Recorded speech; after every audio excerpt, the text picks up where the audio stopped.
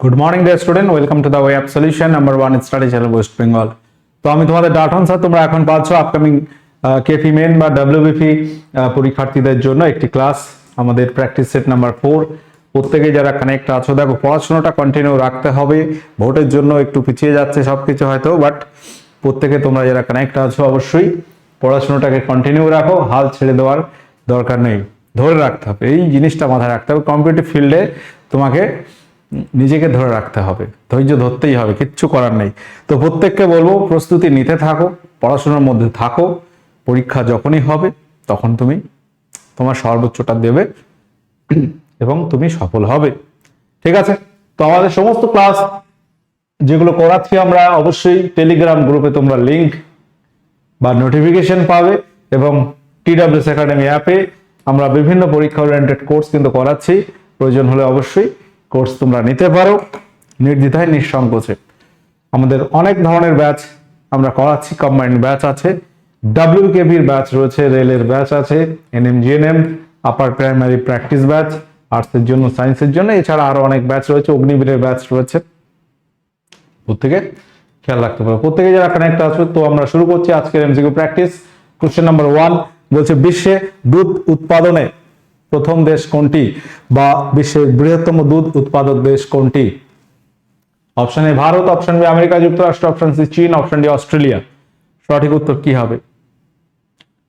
বৃহত্তম দুধ উৎপাদক দেশ হচ্ছে আমাদের ভারত। ভারত হচ্ছে দুধ উৎপাদনে প্রথম। অপশনে সঠিক উত্তর অপশন এ হয়ে যাবে। পরবর্তী কোশ্চেন নাম্বার 2, গোদাবরী এবং কৃষ্ণা এই দুই নদীর বদ্বীপের মধ্যে অবস্থিত হ্রদের নাম কি? গোদাবরী এবং কৃষ্ণার বদ্বীপ, এখানে অবস্থিত একটি উল্লেখযোগ্য হ্রদ আছে, সেটার নাম কি? কোলেরু হ্রদ, পুলিকট হ্রদ, চিল্কা হ্রদ, লোকটাক হ্রদ।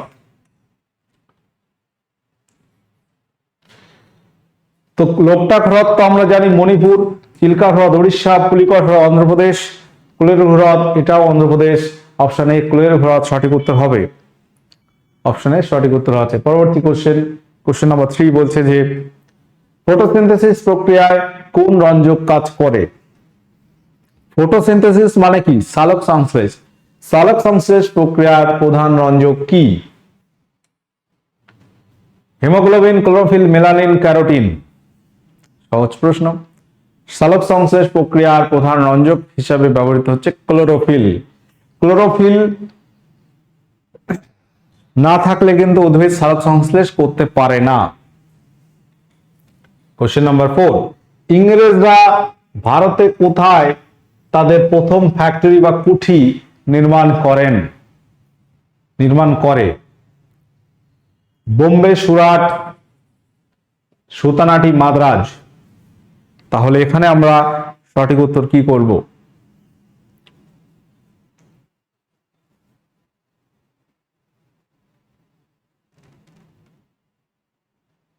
প্রথম ফ্যাক্টরি নির্মাণ করেছিল সুরাটে। অপশন বি সুরাট, এখানে সঠিক উত্তর হবে। সুরাটটা কোথায়? গুজরাটে। সুরাট একটি বিখ্যাত বন্দর গুজরাটের। কোশ্চেন নাম্বার 5 বলা হচ্ছে যে, অ্যাক্ট 3 1872 এটি কি ছিল?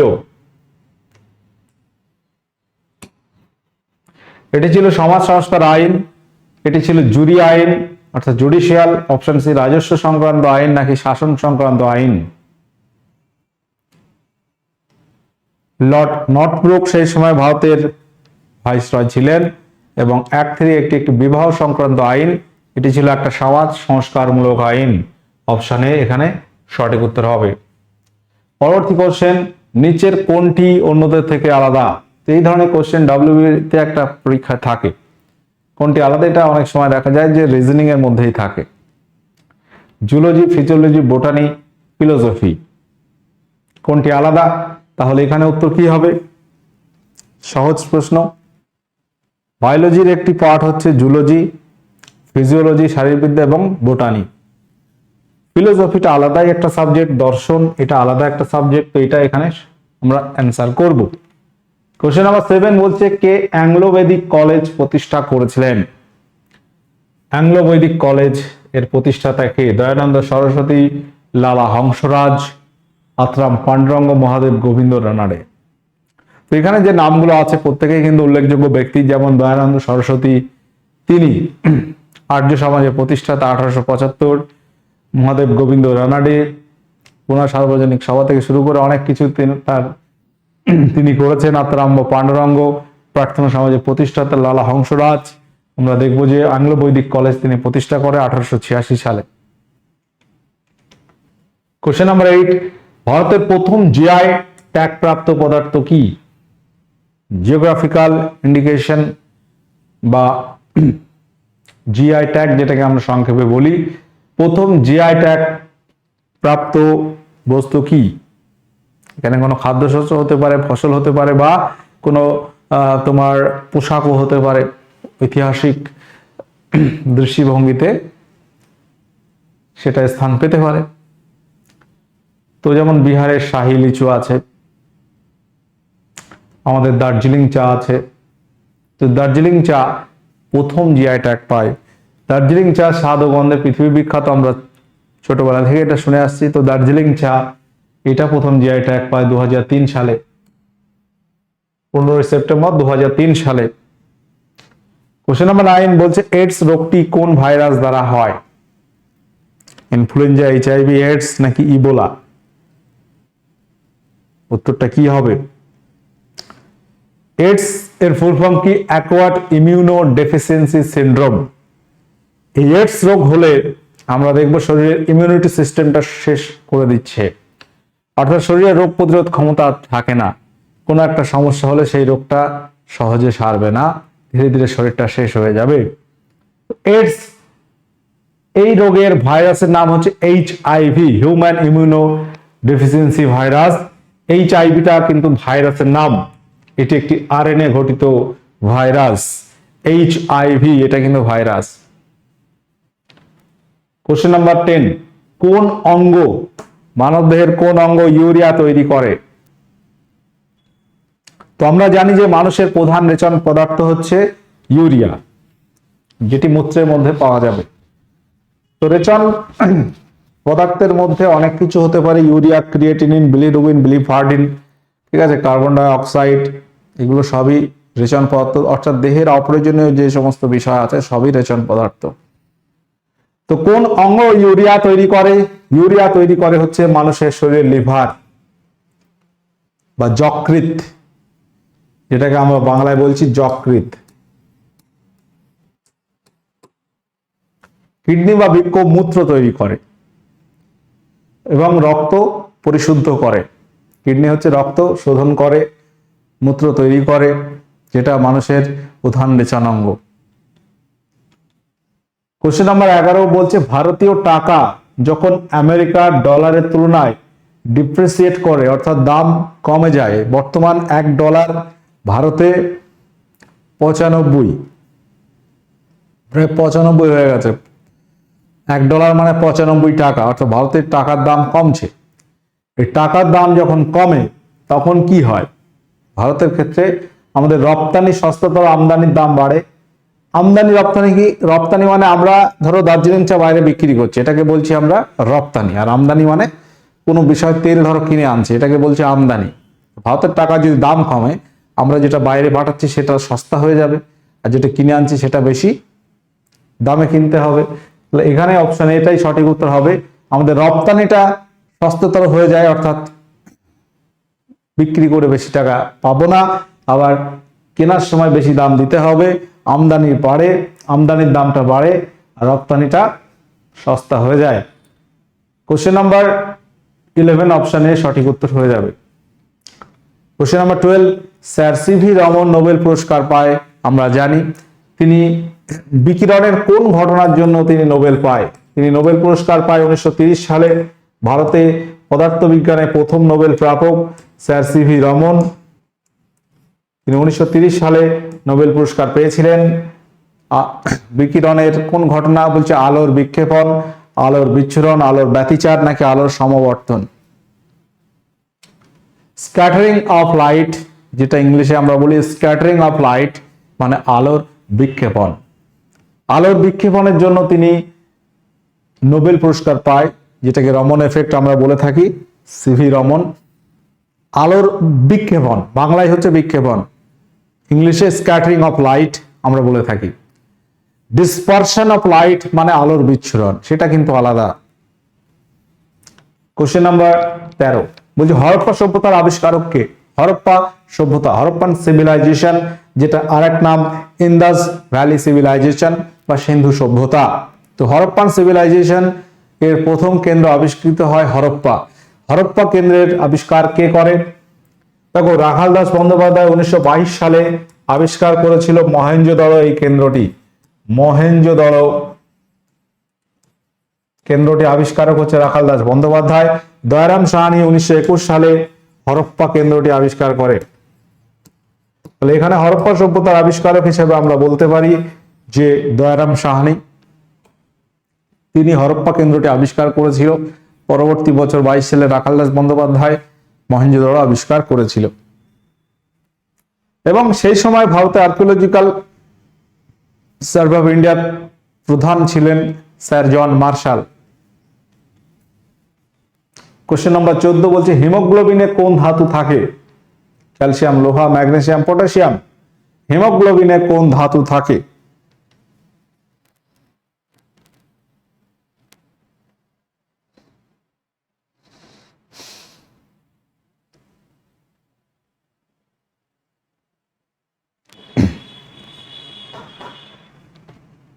উত্তর কি হবে?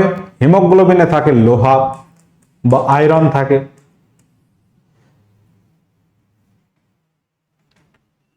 কোশ্চেন নাম্বার 15 বলছে কোন আইনে ভারতীয়দের শিক্ষা বিস্তারের জন্য বার্ষিক 1 লক্ষ টাকা বরাদ্দ করা হয়?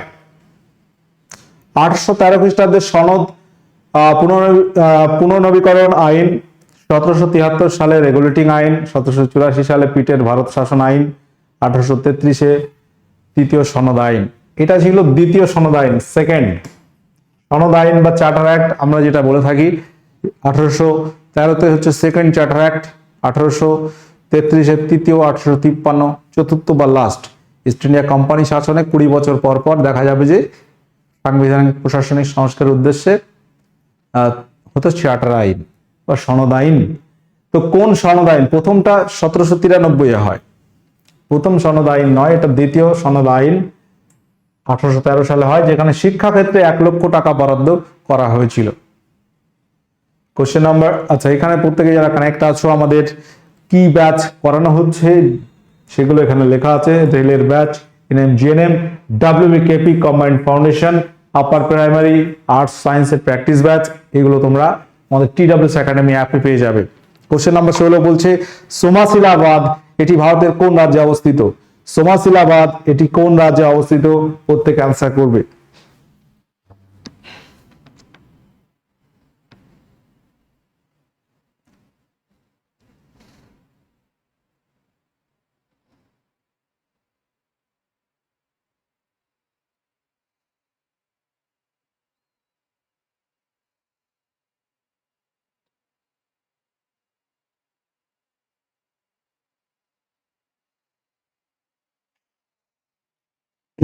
তাহলে এখানে উত্তর কি হবে? এটি উত্তর হয়ে যাবে মধ্যপ্রদেশ, কর্ণাটক, অন্ধ্রপ্রদেশ নাকি মহারাষ্ট্র। সঠিক উত্তর হবে অন্ধ্রপ্রদেশে অবস্থিত। অন্ধ্রপ্রদেশের নেল্লোর জেলা, নেল্লোর জেলাতে আছে। এবং এটি যদি বলি কোন নদীর উপর এই বাঁধটি নির্মিত হয়েছে, সোমাশিলা বাঁধ এটি কোন নদীর উপর নির্মিত হয়েছে? উত্তর হবে পেন্নার নদীর উপর নির্মিত হয়েছে। নেল্লোর জেলাতে পেন্নার নদীর উপরে এই বাঁধটি নির্মিত হয়েছে, পেন্নার নদীর উপর। এটা হচ্ছে সোমাশিলা বাঁধ, তাহলে পেন্নার নদীর উপর অন্ধ্রপ্রদেশ রাজ্যের নেল্লোর জেলাতে অবস্থিত। অপশন সি এখানে সঠিক উত্তর হবে। কোশ্চেন নাম্বার 17 বলছে খোদাই খিদমতগার দলের প্রতিষ্ঠাতা কে ছিলেন? উত্তর কি হবে? খোদাই খিদমতগার দলের প্রতিষ্ঠাতা কে ছিলেন? খোদাই খিদমতগার দলটি কবে প্রতিষ্ঠিত হয়?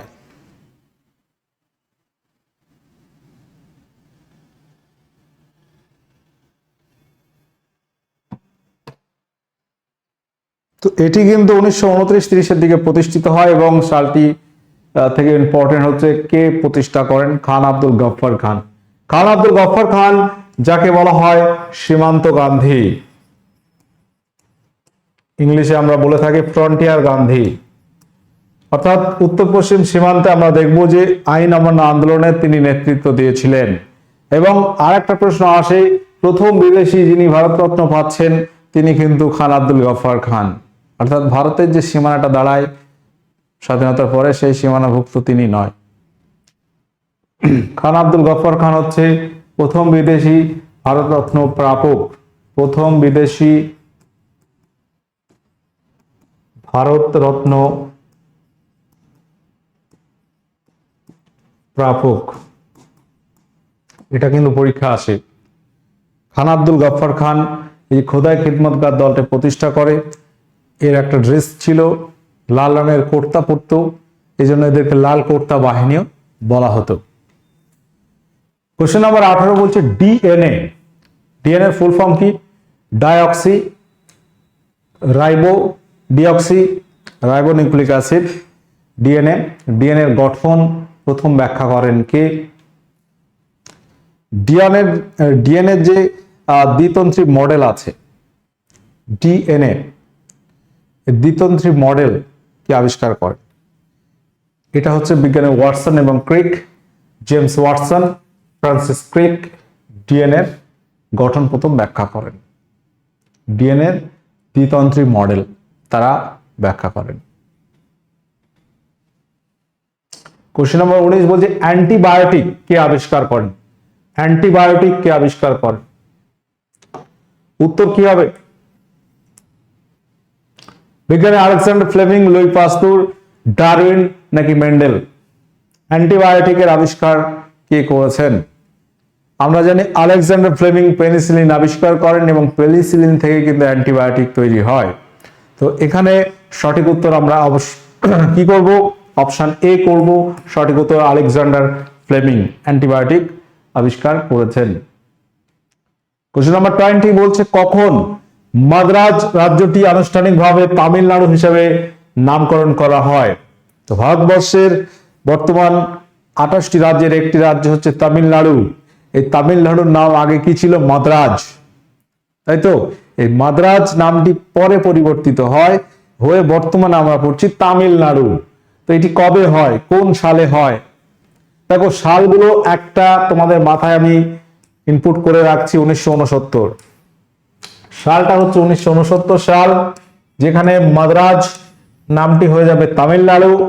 ডেটটা কত ডেট? ডেটটা হচ্ছে 14ই জানুয়ারি, একদম প্রথম দিকেই 14ই জানুয়ারি, 24 জানুয়ারি 1969। 1969 সালে 14ই জানুয়ারি মাদ্রাজ থেকে নাম হয়ে যাচ্ছে তামিলনাড়ু। তামিলনাড়ুর রাজধানী কি? চেন্নাই, তাই তো? কোশ্চেন নাম্বার 21 বলছে কোন সালে পশ্চিমবঙ্গের পশ্চিম দিনাজপুর জেলাটি দুটো জেলায় ভাগ হচ্ছে? অর্থাৎ পশ্চিম দিনাজপুর, পূর্ব দিনাজপুর, যেটা সম্ভবত বাংলাদেশে। পশ্চিম দিনাজপুর জেলাটি উত্তর দিনাজপুর, দক্ষিণ দিনাজপুর নামে দুটি জেলায় বিভক্ত হয়েছে কোন সালে?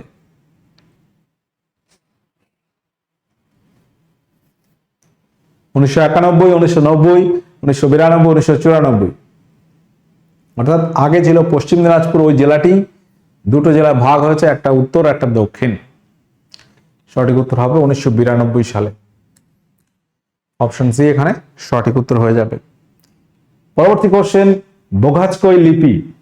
এটা কিন্তু বোঘাজকই একটি লিপি, আমরা জানি এটি গুরুত্বপূর্ণ কারণ কি? এই জায়গাটি মধ্য এশিয়া তিব্বতের মধ্যে গুরুত্বপূর্ণ বাণিজ্যিক ঘাঁটি ছিল। আদি বৈদিক সাহিত্য এখানে রচিত হয়। এখানে প্রাপ্ত লেখমালায় বৈদিক দেব দেবীদের নাম উল্লেখিত আছে। অপশন ডি কোনোটি নয়। তো বোঘাজকই লিপি থেকে আমরা আর্যদের সম্পর্কে কিন্তু জানতে পারি। তো এখানে যে অপশনগুলো তোমরা পাচ্ছ সঠিক উত্তর অপশন সি হবে। এখানে প্রাপ্ত লেখমালায় বৈদিক দেব দেবীদের নাম উল্লেখিত আছে। এটা আমরা আর্যদের সম্পর্কে জানতে পারি।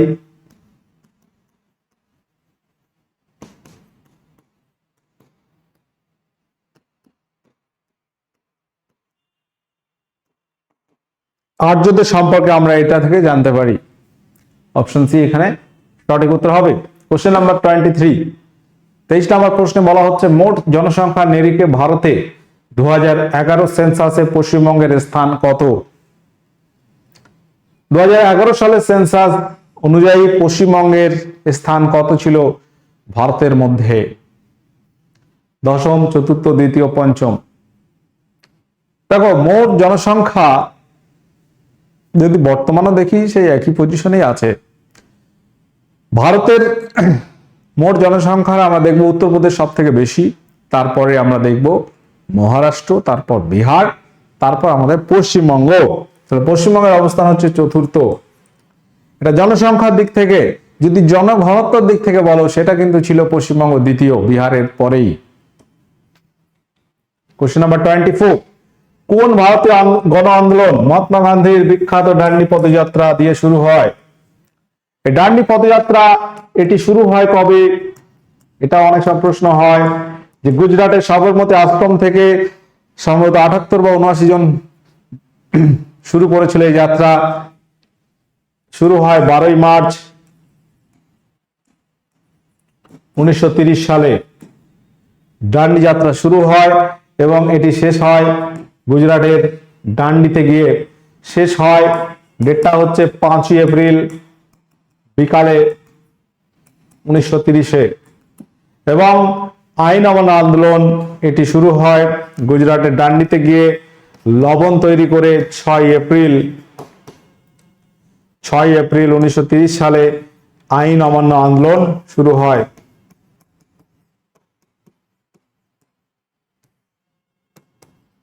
এটা কিন্তু আমরা মাথায় রাখবো। অর্থাৎ গুজরাটের সবরমতী আশ্রম থেকে ডান্ডিতে পৌঁছাচ্ছে 5ই এপ্রিল বিকালে এবং পরদিন সকাল হতেই সমুদ্রের জল থেকে লবণ তৈরি করে লবণ আইন ভঙ্গের মাধ্যমে আইন অমান্য আন্দোলনের সূচনা করেছিল গান্ধীজি। তো এই ইনফরমেশন গুলো আমাদের মাথায় রাখতে হবে। এখানে আর যে অপশন গুলো আছে, খিলাফত আন্দোলন যদি আমরা দেখি কবে শুরু হয়, 1919-এ শুরু হয়। অসহযোগ আন্দোলন শুরু হয় 1920-তে। ভারত ছাড়ো আন্দোলন শুরু হয় 1942-এ। এই আন্দোলনগুলোর সাল কবে শুরু হয় এটা কিন্তু খুব ইম্পর্টেন্ট। ঠিক আছে, পরবর্তী কোশ্চেন আমরা আসছি। কোশ্চেন নাম্বার 25, বাংলার স্বাধীন নবাবের প্রতিষ্ঠাতা কে? আলিবর্দী খাঁ, মুর্শিদ কুলি খাঁ, সিরাজউদ্দৌলা, মীর কাসিম। বাংলার স্বাধীন নবাবের প্রতিষ্ঠাতা কে? সঠিক উত্তর হবে মুর্শিদ কুলি খাঁ, অপশন বি। মুর্শিদ কুলি খাঁ, তারপর দেখবো সুজাউদ্দিন, আলিবর্দী খাঁ, সিরাজউদ্দৌলা হচ্ছে শেষ স্বাধীন নবাব। পলাশীর যুদ্ধে তিনি ইংরেজদের কাছে হেরে যাবে এবং নবাবীর স্বাধীনতা ওখানেই শেষ। এরপর মির্জাফর হবে ইংরেজ পরিচালিত নবাব। শেষ স্বাধীন নবাব যদি বলা হয় সেটা কিন্তু হয়ে যাবে নবাব সিরাজউদ্দৌলা। ওকে, কোশ্চেন নাম্বার 26 বলছে কনস্টিটিউয়েন্ট অ্যাসেম্বলি অর্থাৎ গণপরিষদ ভারতীয় সংবিধান গ্রহণ করেছে কোন তারিখে? গ্রহণ করেছে কবে? এখানে উত্তর কি হবে? এটা তোমরা হোমওয়ার্ক করবে। আজকের সেশন আমি এখানে এন্ড করব। 25 কোশ্চেনের মধ্যে কার কত স্কোর হয়েছে অবশ্যই তোমরা জানাবে। দেখো, পড়াশোনাটা চালিয়ে যেতে হবে যে পরিস্থিতি হোক না কেন। পরীক্ষা কবে হবে এই আশায় তুমি বসে থাকলে, বাট যদি পড়াশোনাই না করো, যে জানা জিনিস সেইগুলোই দেখবে তুমি ভুলে যাচ্ছ। তাহলে তোমাকে চর্চায় থাকতে হবে, ধৈর্য ধরতে হবে, কিচ্ছু করার নেই। ধৈর্য ধরো, পড়াশোনা করতে থাকো, রেডি থাকো অলওয়েজ। দেখবে পরীক্ষা হলেই তুমি চাকরি পেয়ে যাচ্ছ। ঠিক আছে, অর্থাৎ তোমাকে প্রস্তুত থাকতে হবে যে কোনো সময় পরীক্ষা দেওয়ার জন্য। মানসিকভাবে প্রস্তুতি তোমাকে নিতে হবে, যে ধৈর্য তোমাকে ধরতে হবে, এই সিস্টেমটা বুঝতে হবে। কম্পিটিটিভ ফিল্ড যে কোনো পরীক্ষা তুমি রাজ্য বলো আর কেন্দ্র বলো একই অবস্থা। ঠিক আছে, তো ধৈর্য না ধরলে হবে না, নয়তো তুমি হতাশ হয়ে যাবে। ঠিক আছে, তো প্রত্যেককে বলবো, দেখো যে যে পরীক্ষাকে টার্গেট করছো তুমি সেই পরীক্ষা অনুযায়ী প্রস্তুতি নিতে থাকো ধৈর্য সহকারে এবং রিভিশন করতে থাকো। প্রত্যেকটা সাবজেক্ট ভিত্তিক তুমি দেখো যে তোমার কোন জায়গাটা এখনো হচ্ছে না, কোন সাবজেক্টটা এখনো তুমি ভালো স্কোর করতে পারছো না, সেই জায়গাগুলোকে তুমি আপডেট করো, নিজেকে আপডেট করতে হবে, নয়তো কিন্তু হবে না। ঠিক আছে, তো আজকের সেশন আমরা এখানে এন্ড করলাম, দেখা হবে পরবর্তী ক্লাসে। ওকে, টাটা, বাই।